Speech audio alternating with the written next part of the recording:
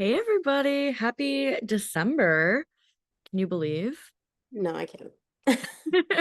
But we're here. We did it. How is everyone doing?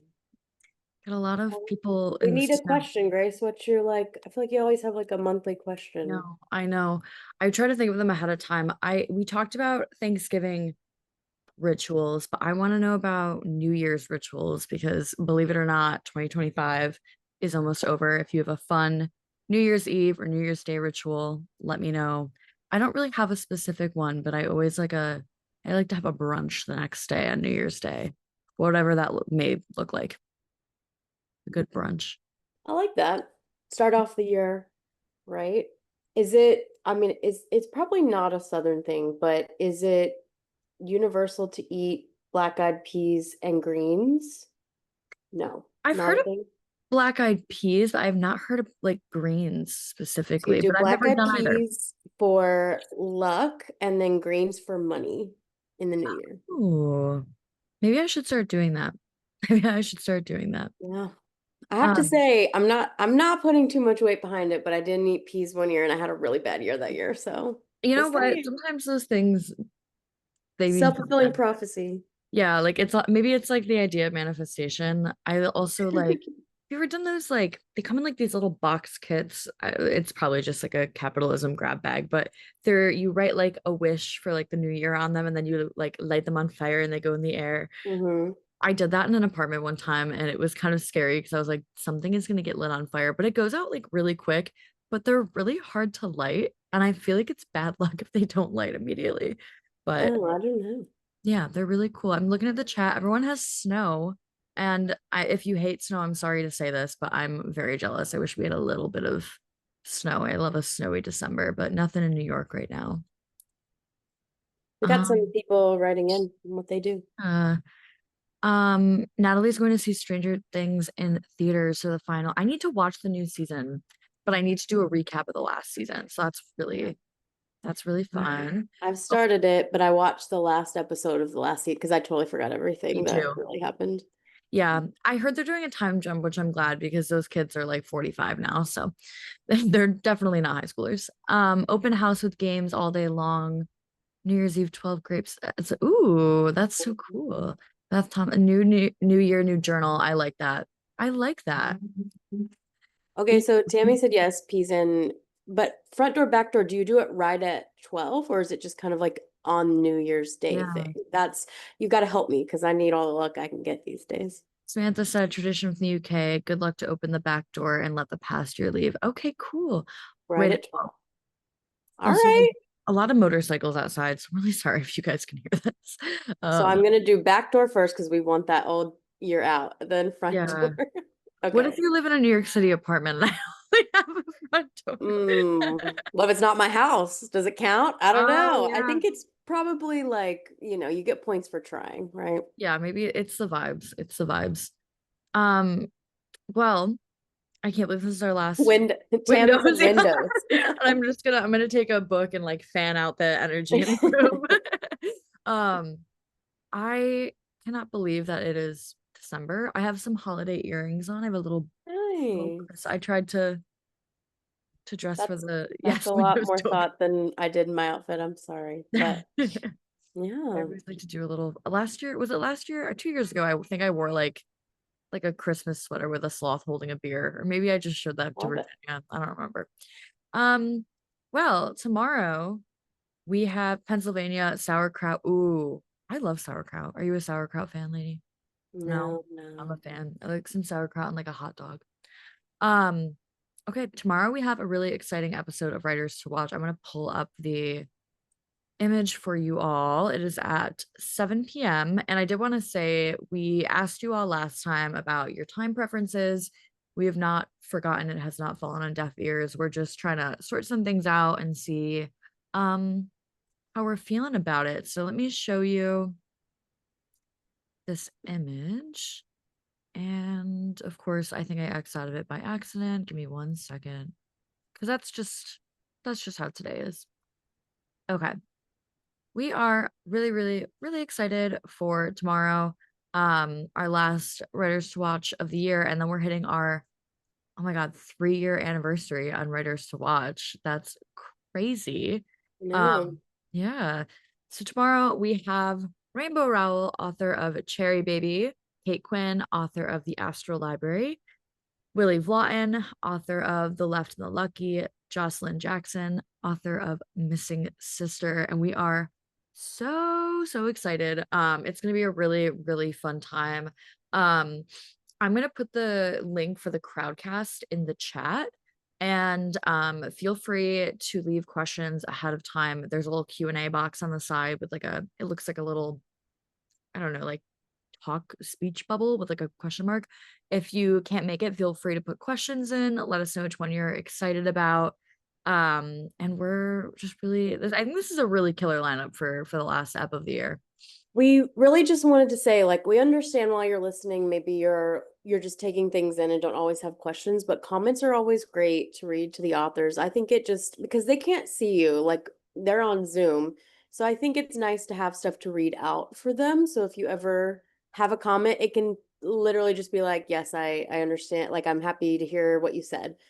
Feel free to put it in the chat live, but if you have questions before, like, we'll take them anytime. You can think of them beforehand if you want, but we want to make sure that you're getting your time with them. You know, we can ask them questions, but like this is your time to really talk to them, so we don't want to miss anyone. And but I understand. You're in the moment, you're listening, it's kind of hard to come up with a question.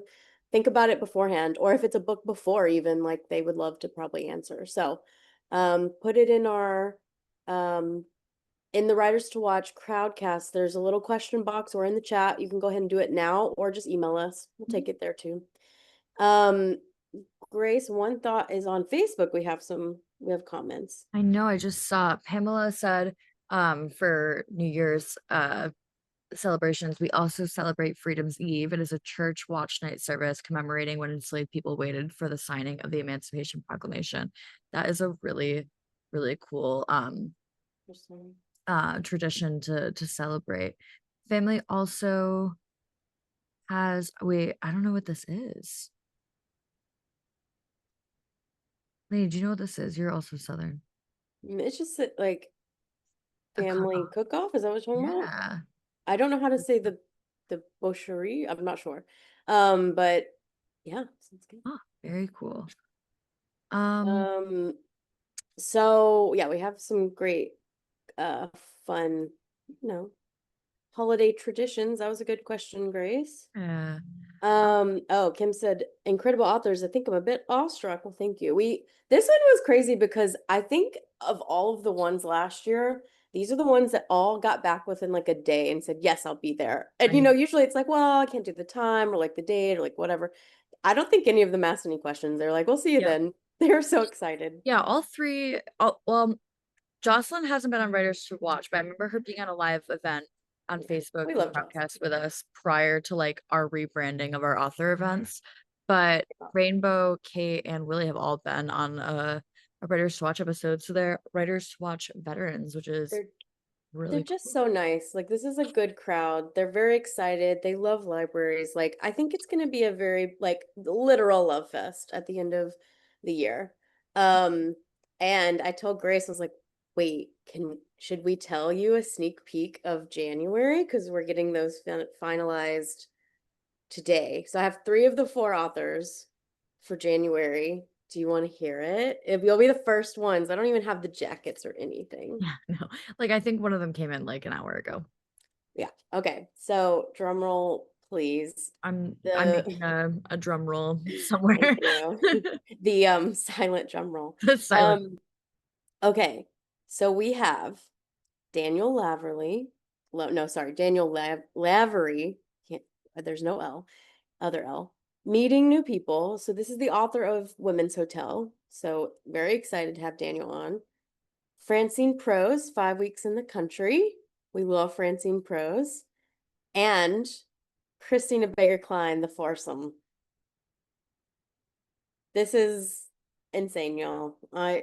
January is going to be good. And we have another author I haven't even finalized yet, so you got more to come. But that will be great. The Foursome is so. I know we weren't planning to talk about The Foursome today, but The Foursome was so good.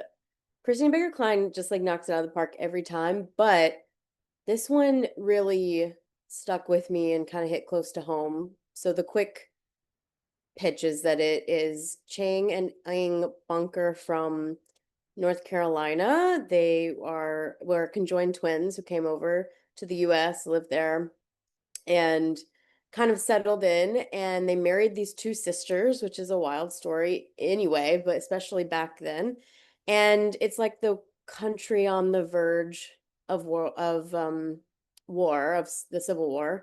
And so you have these brothers and their two wives who are sisters, and this family kind of warring with each other to figure out how to live together, but also like a country on the verge of war. It's so poignant and beautiful, but also just like I don't know, engrossing. Like I couldn't put it down because these were real people, and she does a good job getting in the mind of like, maybe, I mean, it's fictionalized obviously, but what would drive someone to marry these two sisters, to marry into this family, and how that would work, you know. It's fascinating. Plus Christina is related to the sisters, so I was gonna say one of them. That doesn't make sense. She's related to both. And so I'm sure, will have a lot to say about that. Go to her website if you want to read more about her research. So, and that would be a great question for January if you want to stick it in there early. So anyway, that's a sneak peek. Pam says, yay, love Christine Baker Klein. Good Kim's title. excited for the foursome. Mhm. Yeah, book clubs, I agree. There's gonna be a lot to talk about. I could not stop thinking about it. Yeah. Um, and then I threw in the Daniel's book, and then who else? Francine Prose. Oh, we love Francine Prose too. Um, so yeah, we have a lot to one more to come. So you'll hear more about these books as we get there, but yeah, shout out to we'll let everyone know.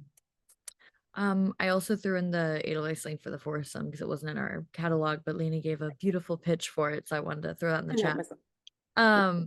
So that is in the chat, and then I also put in the Edelweiss catalog for today. Got a couple of books to talk about, so I can start us off with James Rollins. I'm sorry, I just spoiled it. I'm gonna start us off with James Rollins. But first I'm going to put this in a different window so that I can also see your comments. Okay.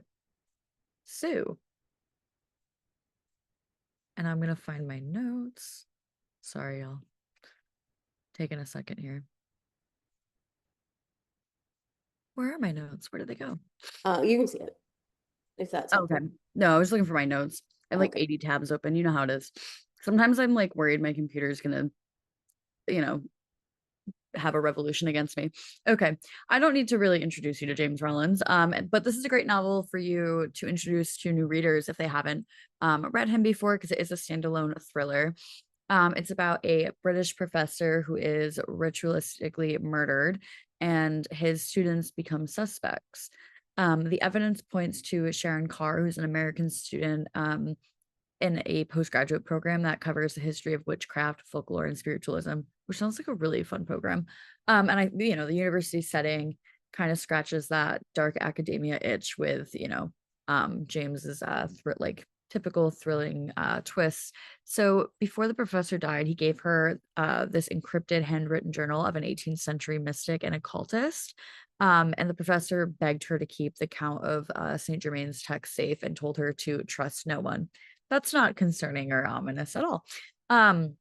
So this task is, kind of thrust her into cahoots with this postgrad in her program, Duncan Maxwell, who has a knack for encryptions. And they're fundamentally very different people. They butt heads with each other, but they discover that the book contains a secret to Saint Germain's immortality, and it invites them to come find him. So they realize they kind of need each other to, uh, figure out what's going on. So dark forces close upon them, and they are forced to flee. And it's this like explosive chase across Europe. It brings you all over the place, and it has a really great pacing. It's very fast paced and really puts you in.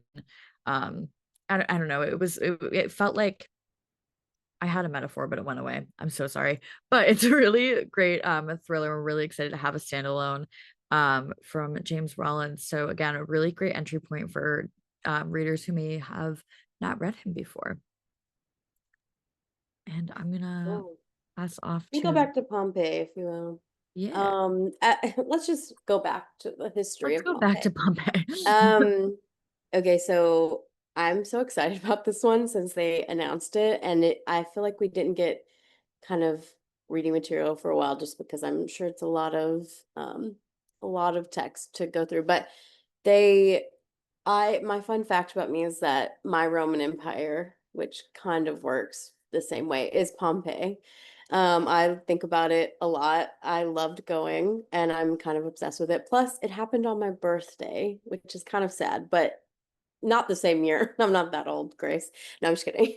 But Hey, I didn't say anything. um but yeah, so I think ever since I was a little girl, I went to this museum in Little Rock and they had a kind of like roaming exhibit about it. And I walked in, it had my birth date like on there. I was like, wow, I don't know, something about it draws me. I'm fascinated by it. So this is a book from award-winning ancient historian, archaeologist, and social media sensation, Dr. Jess Venner. It's at life in the past lane underscore, which is a great title. So that's on social media. She has over 130K followers on TikTok, I think. I'm sure that number has changed. So approximately 20% of the city of Pompeii remains unexcavated. So there's still things coming up every day. I'm sure you've seen them all over social. Sometimes their stuff goes viral, or other people who are covering Pompeii and Herculaneum. So this follows ordinary citizens on what they would have been doing on an ordinary day. And I'm going to apologize now for any of these names that I don't say correctly. So Petrinius is a slave, hopes to purchase his freedom, and recently elected Gaius Caspicius Pansa seeks to cement his legacy as a generous public servant. And the shrewd merchant Aulus Imbericus, I don't know, ambitious innkeeper, they all devise ways to expand their growing businesses. And we have Julia Felix, a female entrepreneur, prepares to host the cult of Isis, and a mesmerizing priest and a freed woman turned businesswoman, and her husband Lucius work to secure a better future for their children. So it's just kind of these immersive experiences within what Pompeii would be like. It's kind of often reduced to the scope of the tragedy, but it was a really progressive place with a lot of cool inventions and things that they're still uncovering. So the citizens' paths weave together and apart, and they lead to the final fateful moment, and they capture a civilization rich in history, traditions, and aspirations. And there is I don't know, I'm fascinated by it, and I think this is something really different. It's not just history. I mean, it is, but it's kind of telling you about ordinary people living their lives before this happened, and in some ways their lives really became extraordinary because we can learn about them here, but they are encased in the way they ended. So we can really dive in. So that's The Lost Voices of Pompeii. It comes out April 21st. So you have a little bit. And I don't know, Grace, is the reading material up? I'm not sure. It's Not April, yet. so I don't, okay, yeah, so it's not yet. probably coming soon. But So Kelly, yeah. did you see the Pompeii movie starring Kit Harington? I have not seen it. Oh, I'm not. I'm gonna look it up though. It's It's gonna be on on, the list. do we know where it streams, I'll Kelly? I look would it like up. to know. Sounds Pompeii. up my alley. You can see it on, Oh, well, Samantha, it's coming out on your birthday. There you go. wait, where's the, it looks like Let's see if Hulu. mine is a Maybe Tuesday, Hulu. because that would have been a missed opportunity next year to do a Tuesday when it happened. Let's see. No, Hmm, it's Monday, so it doesn't matter. damn. Okay. Yeah, Let's see what we have next. So that's The Lost Voices of Pompeii. I'll go to Janine Cook. I'm really, really excited to tell you about this. Okay. So I love Janine Cook. I loved her last book. She's the author of, which was her first book, her debut. It's Me They Follow. It was a novel. It was very meta and cool and just a really fun read. I remember I read that one when I was in jury duty, and it was like the like I it was great to have a book because it was such a long day. Um, so that was also a library reads board bonus pick. So really fantastic book, great for book lovers. And this is her memoir. It's the improbable story of how she left an abusive past behind to open a bookshop that survived against a lot of hardships. So Janine is a book lover. She was raised by a blind librarian, and she knew that one day that she wanted to write her own book, but life doesn't go as we plan. And she woke up one day and realized that she was so burnt out. She was working 3 jobs and she had no time to write or even to read. Um, so she knew she wanted to make a change and she started journaling. And Harriet Tubman is a really important figure in her life. She named her store Harriet's after her. And if you read It's Me, They Follow, Harriet plays a big role in the first novel. So Janine began to write to Harriet in her journal, and it gave her the strength and courage to be, quote, wade through the I always mess this up. There's a lot of W's and I get like tongue twisted. Okay. Wade through waist high water in the winter type of woman. So she really looks up to Harriet, and it's um a thread that's been throughout her life and her book. So eventually in February of 2020, she opened Harriet's in Philadelphia, in Fishtown. And as we know, that ended up being a very tough time for all, especially small businesses that were forced to close. She wasn't sure the dream would survive, but it's been, I cannot believe, almost 6 years since 2020. And she has a thriving independent bookshop with satellite stores across the world. And it's a story about, a little bookseller who could. And I am just really excited for people to read that. The Galley is up. So yeah, that is Shut Up and Read. I think it's a great title. When I texted or I messaged Lainey about it earlier, she I said, "Is it okay?" I said something, but Lainey read it as, "Is it okay if I shut up and read?" And Lainey was like, "Sure, I guess." I feel like that's a lot of our like it should be in our business cards, right? Like Can I shut up and read? Yeah. Would love maybe to not shut up. I, but I didn't say that. I didn't. Maybe somebody should. Uh, if somebody is like ever being really rambunctious in the library, maybe shut up and Just read. give them this book. The most passive aggressive book you could hand to someone. Okay. So that is Shut Up and Read by Janine Cook. And I'm gonna bounce back up here Yeah. Let's do a to long oh, game.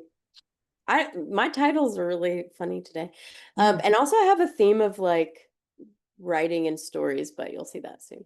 So let me just make sure everybody's doing okay. Okay, let us know if there's something you want us to go back to, change, or talk about. Um, so hello, Jennifer Winberry. So you just popped on. So the A Long Game by Elizabeth McCracken. You probably know Elizabeth McCracken from her 8 books, including the hero of this book, The Souvenir Museum, that was longlisted for the National Book Award, Bowl Away, such a cool cover for that one. Thunderstruck and Other Stories, which was a winner of the 2014 Story Prize and longlisted for the National Book Award, and The Giant's House, a National Book Award finalist. So, Elizabeth kind of knows how to write a book. And also just like the most lovely person and just like a writer's writer, I feel, just really into the craft. And very gracious with younger authors. So, younger in their career authors, I should say. So this book is nonfiction. It's called, yeah, the subtitle Notes on Writing Fiction, essentially what it is. So how does one face a blank page? They move a character around a room, deal with time, undertake revisions.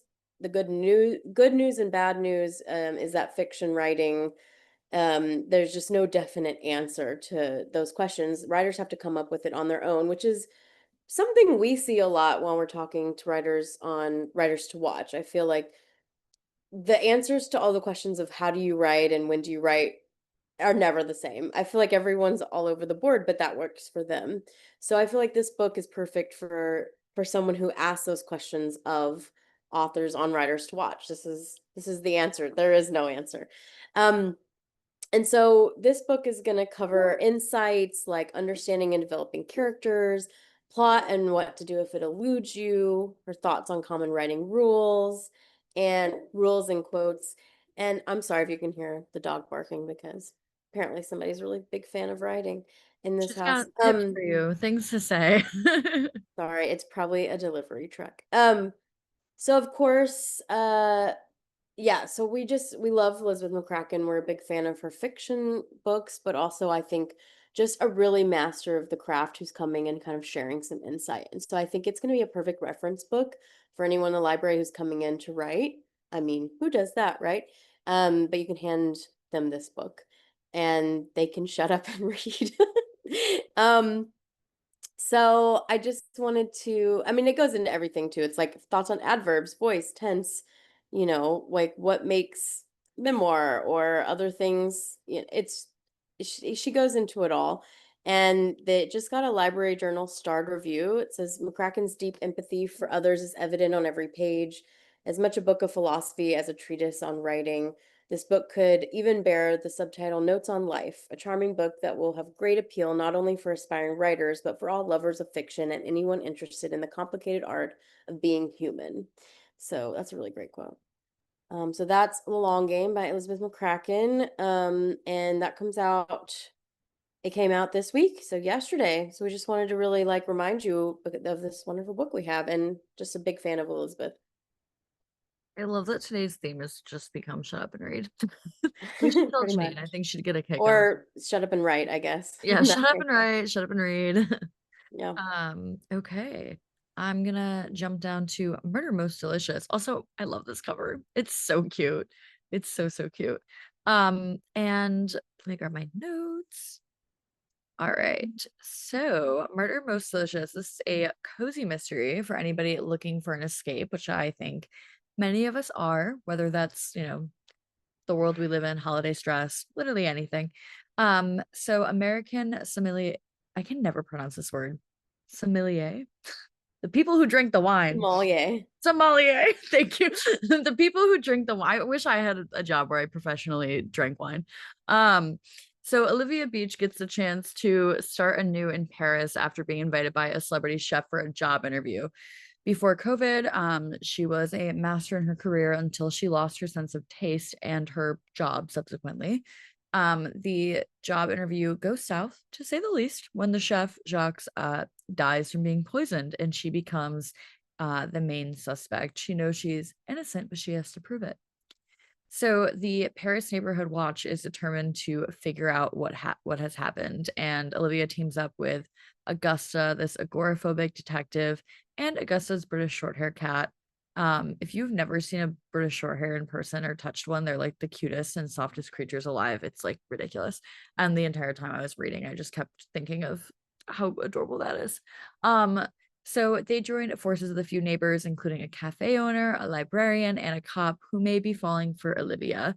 And the search brings new meaning to their lives. There's great food writing in this, paired with friendship and intrigue, and it's all set in this cozy Parisian neighborhood. So that is, I also love that. Elizabeth said I love the title. It is a great, great title, and I really love this cover. Kelly said they look like teddy bears about the British short hairs. They do. My friend has one, and honestly, sometimes I want to go over to her house just to pet her cat because it's so cute. Mia, if you're listening, I'm sorry I go to hang out with you, but Peanut is also a bonus. So that is Murder Most Delicious. And I am going to jump us back up to Royal Spin. Alrighty. Royal Spin, which is a fun cover too. Um, let's see. Those notes are somewhere else. Here they are. So Omid Scobie and Robin Benway. This comes out February 10th. So you have just a little bit before it'll be out, which is crazy to say that for a February title. But Omid Scobie is a British journalist and New York Times bestselling author of Finding Freedom and Endgame. I'm sure you saw it all over the news. It made some headlines. He spent 12 years covering the royal beat for major outlets, kind of the insider scoop. And then Robin Benway is a National Book Award winning and New York Times bestselling author of 9 novels. And they put their powers together to give the most fun, royal-filled, buzzy romance novel. It's a little West Wing, a little Emily in Paris. American Lauren Morgan goes from the White House press office to Buckingham Palace communications team. She wants to turn tradition on its head, and now she's got a scandal and a dashing duke to deal with. If only we could all have those problems. And this book is inspired by Omid's real life experience with the royal family, but the characters are entirely fictional. So don't worry, you're not going to find anything crazy revealed. But they were created with an eye toward authenticity, but for the sake of entertainment. So both romantic and comedic. It's at its core, it's a heartfelt story of a young woman finding her way in her professional and personal life. It's kind of a coming of age in your 20s. It pulls back the curtain on Buckingham Palace, but you just see a lot of insider details. And after a bidding war, there's a TV series being developed based on the book. So you are going to hear more about it. And we have this great Jasmine Guillory quote that says, "Royal Spin is a hugely entertaining and engaging read that grabbed me and didn't let me go. This workplace drama inside Buckingham Palace with intrigue, gossip, and a soupçon of romance makes for a fun page turner of a book." So that one's exciting. It's like very buzzy too. I can see it getting this like drama like what's red, white, and royal blue. Like I feel like it's kind of got that fun American and British in the palace romance. So be so fun. Sweet. Okay. What do we have next? I'm gonna jump down here to Small Boat. Small Boat and a where am I? A small book at 128 pages. It's short but mighty. And it was shortlisted for the International Booker Prize, written by a French philosopher and writer. So we're bringing this to the US. It was published in the UK originally. So you probably remember the English Channel disaster from a few years ago. In November 2021, this inflatable dinghy was carrying migrants from France to UK, and it capsized in the English Channel, and 27 people who were on board died. So despite receiving numerous calls for help, the French authorities wrongly told the migrants that they were in British waters. They had to call the British authorities for help. And by the time the rescue vessels arrived on scene, 3 hours later, all but two of the migrants had died. And it was one of the worst single loss of life events to occur in that channel. So this is a fictional first person account of the French Navy officer who took the original call and her attempts to justify the indefensible loss that was suffered that day. So she was accused of failing in her duty, and she refuses to be held responsible more than others for the crisis. And what unfolds is this like gripping, thought-provoking examination of the darkest threats to our humanity. So it kind of confronts this question that I think a lot of people face, which is, to what extent are we all complicit in something? And here's a quote from the 2025 Booker judges on Small Boat. "A gut punch of a novel, Small Boat explores the power of the individual and asks us to consider the havoc we may cause others, the extent to which our complacency makes us complicit, and whether we could all do better." So it's a really powerful book and a short book. But we are bringing that to a US audience. We're really excited for people to get the chance to read if they have not yet. So that is Small Boat. And Yeah, and it has that great Dua Lipa quote randomly, I but know, I was very surprised by it's that. really cool. Yeah. Yeah, Samantha said another book on your birthday. Yeah, having a April Tuesday birthday. 21st is a hot date, I apparently, know. for book publishing and Samantha's birthday. Yeah. We'll have to keep that in mind when we keep going. See, nope, this one's not April 21st, No, right? no, it's March. Um, Any March 3rd birthdays? Yeah. okay, so this one continues my theme of writing, and you'll see why. This one's very hard to talk about because it's like the history of storytelling from the beginning of time. So, just a quick one to wrap up. This is a important book. This is called The Story of Stories: The Million-Year History of a Uniquely Human Art by Kevin Ashton. Kevin is a visionary technologist and author. He coined the term the Internet of Things and co-founded and led the Auto ID Center at MIT. His first book, How to Fly a Horse, The Secret History of Creation, Innovation, and Discovery, was named Porchlight's Business Book of the Year. So you might know him from that.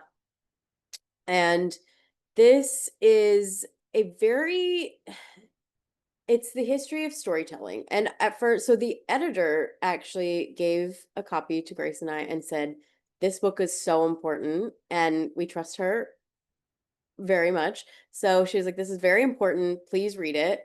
And I sat down, and at first I have to say, I was like, okay, this is a lot of history. Like, what is this? Because it's just so, it, in a way, it's storytelling, and how do you capture the history of that? Because um it's very like through word of mouth, literally. And so then as I read, I was like, oh, like I get it. Like it's just the history of how language is made. It's how the printing press came to be. But even before the printing, before Gutenberg, 750 years before, we have the Chinese inventing a movable type metal around 700 CE. So I think it's just, sorry, my notes just like went all wonky. It's very crazy.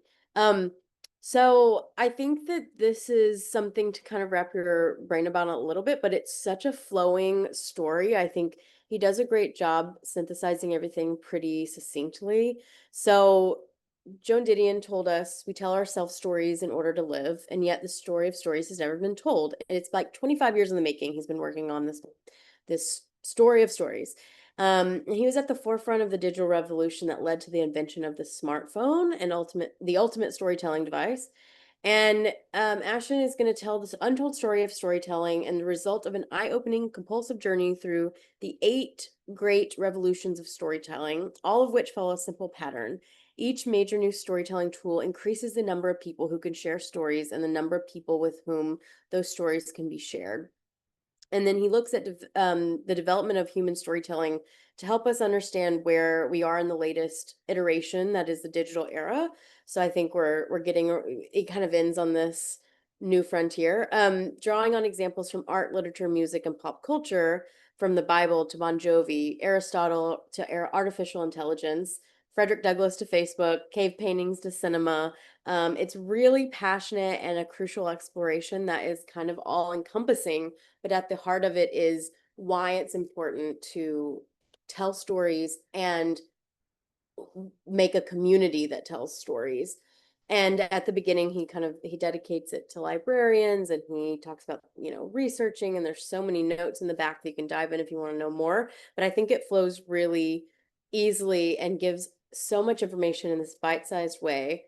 I have been thinking about it a lot, and I think I was telling someone at Thanksgiving, like, did you know that Gutenberg, like, it's very fascinating, and I think all of us share this want to know more, especially of a very like not physical thing. You can't look up something that's like, when was the first story told, So yeah, that's the story of stories by Kevin Ashton, coming out March 3rd. And again, it's kind of a hard book to explain, so I hope I did it justice, but it's fascinating.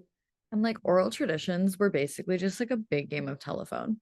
Like Yeah. people were just really winging it and doing it from memory. But yeah, stories are truly everything. I think of that Tim O'Brien quote, which I think is like embedded in my brain from, I'm always bringing it back to a place of Tim O'Brien, from the things they carried, where he's like, stories, are like the only thing we have left at the end of the day when memory is gone or something like that. Yeah. I definitely just messed that up. I'm gonna try to figure out. Well, I have the like a printed galley of this not with me at the moment, which I regret not having next to me because I have things highlighted. So maybe next Galley Fest I can bring it out and just tell you a couple of things. But there's a lot to dive into. Yeah. Yeah. Okay. I found the quote that I Okay, let's hear it. deeply misquoted. It was, stories are for eternity, when memory is erased, when there is nothing to remember except the story. So a beautiful way to maybe get towards the end of our Galley Fest. I thought of another question, but then I forgot it. So I'm gonna try to remember, but it was something to do. Oh, okay. I want to know two things. I want to know if you could pick one of your favorite reads of 2025. It doesn't have to have come out this year. It could have been anything you read. I would love to know. Drop it in the chat. A favorite read, a favorite, you know what, even a favorite story. Doesn't have to be a book. And then my other one was, are you a seasonal reader? Like, are you reading cozy, Christmassy things right now? Or snowy things or things like that? Or are you an anytime reader? Those are my questions. I'm gonna start like a Grace's question corner thing for Kelly Mhm. Gabfest at this point. Contemplating life over there. Contemplating life. Um, okay, so as you're putting that in the chat, so it's seasonal, or like, are you reading seasonal stuff, and your favorite read of the year? Yeah, or one of them. I know that's a hard question. Okay. Elizabeth is not a seasonal reader. I go back and forth with it, so I do understand. Definitely reading holiday cozy books right now, including two romance holiday advent calendar book. Holiday advent calendar books. That's Wait, so okay, I cool. have one to tell you about. One second. Okay, it's coming. When I see it, I'm gonna know the title of it. I got It's another comment. I like to read holiday books in the summer and beach books in the winter. I love that.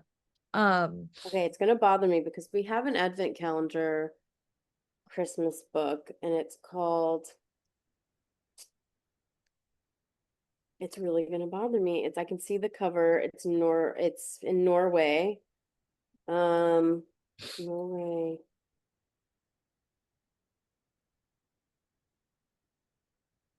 Christmas at Glitter Peak Lodge. If you are intrigued, this is like such a cool book. It came out last year, I think, but yeah, maybe 2 years ago. But the editor, as the Christmas time, because they launched it a year before, so as the holiday was coming, the editor sent a chapter a day for people who signed up. I remember So that. then they would send like a picture that was made, that, like they made this certain strudel or whatever it was, and she would send the cookies and things like that to kind of give it background. And so it's very like Nordic cozy Christmas, but very bite-sized. You can just read a chapter a day, and it's like a light love story with a little mystery. So if you don't know about Christmas at Glitter Peak Lodge, Mm. please read. It's fun. Yeah. Okay. We're getting in so many I great. know. Okay, I know, so I'm so excited. I saw also this is agnostic, publisher agnostic. You can drop yes. anything for sure. Okay, I'm seeing a lot of people. It's pretty, it looks pretty split with seasonal versus not seasonal, which I understand. I see Wreck for sure. Wreck was on my top this year too. I love that book. God of the Woods, Gentleman in Moscow. I see multiple Atmosphere by Taylor Jenkins Reid. Can I be honest? I have not read a Taylor Jenkins Reid book, and everybody really, really, really likes her writing. So I think maybe on Christmas break, I will, when I'm off, I might Oh, someone have a mentioned book. February library reads. Our email with some selections are going to go out hopefully tomorrow, so keep an eye out. Mm, let's see. Anytime, a lot of Atmosphere. The Correspondent. Um, Yeah, I get like Correspondent. atmospheric reads. Okay, I like that. No, I think Atmosphere is the title of the Taylor Jenkins Reid's book. Oh, I thought she was like, I like atmospheric like reads, but I But I got you. get that. Yeah. Jennifer Weiner. Yep, this is the Griffin sisters' greatest hits. Ooh, holiday horror. I'm Ooh, intrigued. yeah. Wally Lamb's newest, Rivers Waiting. Is that the newest, or is that just? I I think think so. I that's, mean, he has a yeah. new one. I'm not sure of the title. Mrs. Dalloway by Virginia Woolf. Oh, yeah. I'm I trying. am reading, this is not a Harper book, but I'm reading Awake by Jen Hatmaker, and that's a memoir, and it's really good. I've seen it everywhere. It's giving, it's very like, Mhm. she had a hard time, but it's very uplifting at the same time. So I don't know. That's not a Harper read, but that's what I'm reading outside of Yeah. work. I'm seeing Grace read Daisy Jones and Six, but do audio. Okay, okay. I'm putting things. I'm putting Atmosphere in my TBR right now because everyone's really praising it. Black Wolf, Louise Penny, Ferryman and His Wife. Um, It's a lot of good Yeah, nothing ones. cozier Yeah. than murder. So true. Um, Yeah. Assistant to the Villain. I know everybody loves that one. Yeah. I think my Harper one is I read it this year, but it comes out in March. Oh, That's these are the thing so about, great. these Thank are you for really great. sharing. I'm glad you're enjoying some. Maybe you'll get some breaks to kind of really dive into a lot of reads Yeah. this holiday season. Um, so yeah, look out for our February list. Oh, listening to Jen Hatmaker is I'm intrigued by that. I bet that Yeah. book that audio is good. Um, so look out for the February Library Reads email, and it's going to have stuff about writers to watch. Don't forget to submit a question early if you want, so you can really just sit back and relax during the live event tomorrow night at 7 Eastern. And then we what was I going to say? We also would like to know what you want us to talk about for Galley Gab Fest in January, because we will bring you whatever you want to. Is it New Year, New You? Is that too late? Is What it are you genre thinking? stuff? Like I know Yeah. people talked last time. Maybe we could do a romance and horror one. Like, cause we could do like a mix because people said that last time. Yeah, that was fun. So let us know. We will prepare whatever you would like. Okay, I'm seeing Um, a lot of too old for this. I'm literally taking mental notes of what you're all reading right now. This is great. Yeah, because really, honestly, the thought behind this is to give you ones that are not on Writers to Watch, ones that we may have not have presented as much, some kind of hidden gems or ones that sing to us, things that have good reviews coming out or like just came out. So it's a little bit of a mix and match, but you tell us what we can cover. We want to make sure we're helping. So, oh, see you tomorrow. Thank you, Sylvia. So, yeah, reading 24/7 wouldn't be enough. You're right, Martha. Um, okay, so murder, thriller, romance. We can do that. Oh, also I'm reading the oh my goodness, I went blank. I'm reading Why I Love Horror. Becky Spratford, her book. Mhm. It's so good, you guys. We all love Becky, but the book Yeah. is great. And the best part of the well, I don't tell the authors I said this, but their part is obviously great. But the best part I think is when Becky like tells you what book to start with and then what author is kind of like them. So you get all of these like reader's advisory in there. Anyway, Yeah. again, not our book, but we love Becky, so Yeah, for sure. I threw my faves in there. I'm still always gonna plug How to Survive in the Woods by Kat Rosenfield. That comes out in March, but I read it this past year and that was a Harper book. And then Heart the Lover by Lily King, her newest. I'm a huge Lily King fan. If anybody's read it and wants to chat, please email me. I stayed up till like 2 in the morning, bawling my eyes out. I texted Lainey the next morning and was like, I'm not okay. It was so good. Um, but yeah, this was so fun and really lovely addition to our afternoon and hopefully yours as well. Um, so yeah, and I'm literally gonna go through and write things down. Maybe I'll listen to Daisy Jones and the Six. I love it. Well, we have a couple of ideas, so we'll gather these. I see a lot of genre mixing and some more kind of big ones. Maybe we could look even further out than Hmm. this and kind of give you a heads up for things we will be talking about in more in depth because we have fall now, so Yeah, we could give you a heads up. So good to totally. know. I think something Um, genre would be fun. Oh, I see oh, somebody, George lady. Falls Through Time. That's Yeah, and exciting. Strange Houses. We were talking about how Strange Houses It's hit so gotten many a best of lists this year. yeah, we do have a roundup of best of list coming, so put them in one place. If you know Yeah, of any we missed, let us know. yeah, Obviously, we missed a lot, I'm sure, but just let us know. Um, okay, I think that's it. yeah. Thank you We all. enjoy this time. This is like so fun for us. I feel like we're just like getting together and chatting.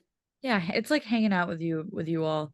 Um, Yeah, this was so fun. Thank you all, and I wish you all very happy holidays and a gorgeous new year.